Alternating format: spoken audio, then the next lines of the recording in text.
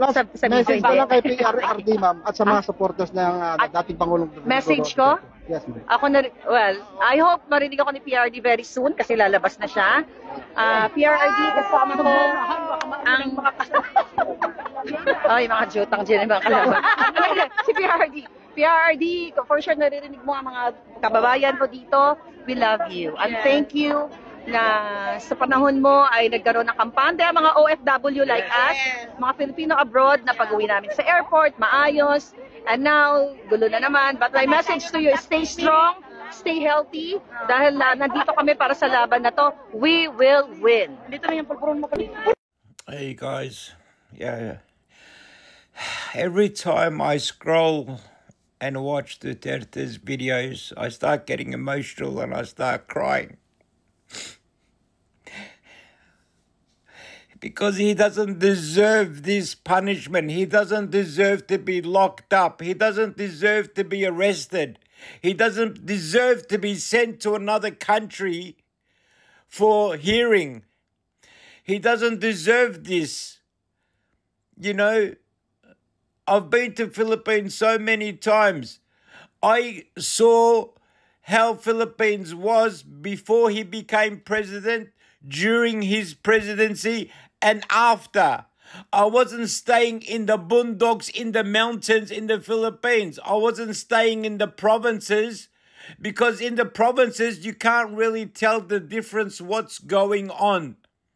You can't tell the difference. How is the place in the Philippines with different presidency?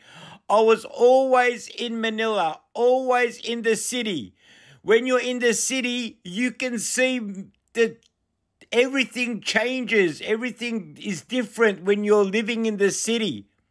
I was always staying in the city. 35 times I've been to the Philippines, and 35 times I stayed mostly always in Manila. Every trip I'm always in Manila.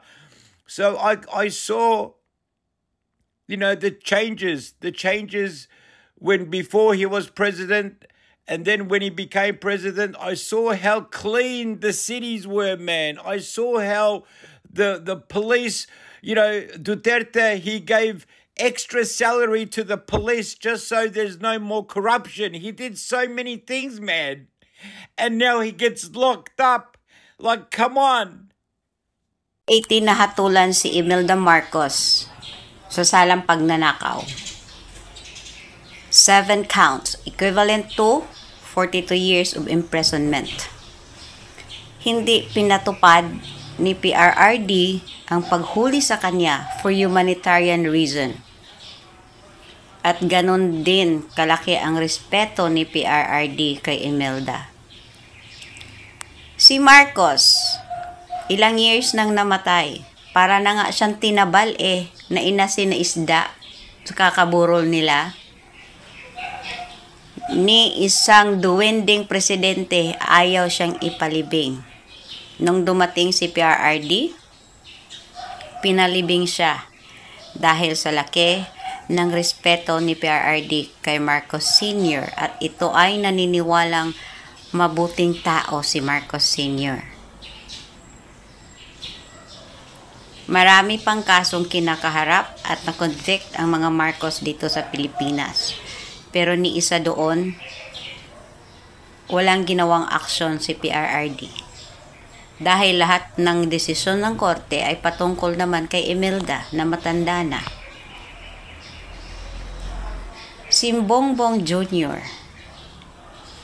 alam niyang wala siyang kapasidad manalo sa eleksyon. Ginamit niya si Sara, kasama pa yung ate niyang ang tindi magdrama. Pinanalo siya ni Inday Sara. Naging presidente siya dahil kay Inday Sara. Pero anong ginawa niya?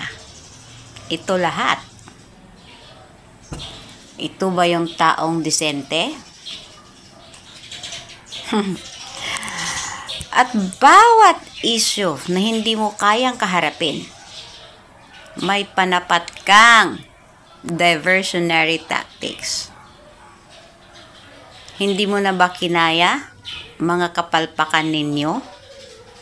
Kaya ginawa mong diversion ang pagpapa-aresto kay PRRD at pag-produce ng peking warrant of arrest. At ang kasunod, nagpaplano na kayo na walang eleksyon o kung meron man, landslide, and kung hindi aayon sa inyo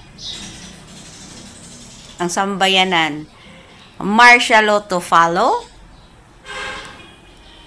Well, try nyo nga na makita nyo rin. Ikaw bangag ka, wala ka nang utak, palagi ka ngang high. Yang mukha mo, para ka pang na-Bell's palsy. Anong sinasabi mong walang kinalaman ang gobyerno? Ginagawa lang namin ang trabaho namin. Of course, ginagawa niyo ang trabaho niyo. Dahil alam ninyo kung anong gusto niyong mangyari kay PRRD. At si PRRD at ang mga Duterte lang ang hadlang sa mga political agenda ninyo. Kaya the whole thing, plinano ninyo. Hindi naman tanga yung mga tao. Kayo lang at iilan ninyong mga loyalista at mga vloggers ang tanga at nagtanga-tangahan. Dahil nga, bayad ninyo sila. Diba? Pag wala na kayong magagawa against a vlogger, pinapatawag ninyo na sa HOR.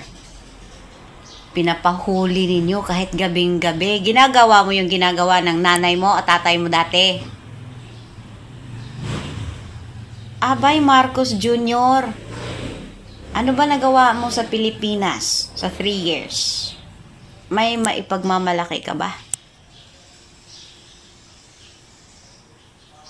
Wala, di ba? Puro kagaguhan ginagawa mo.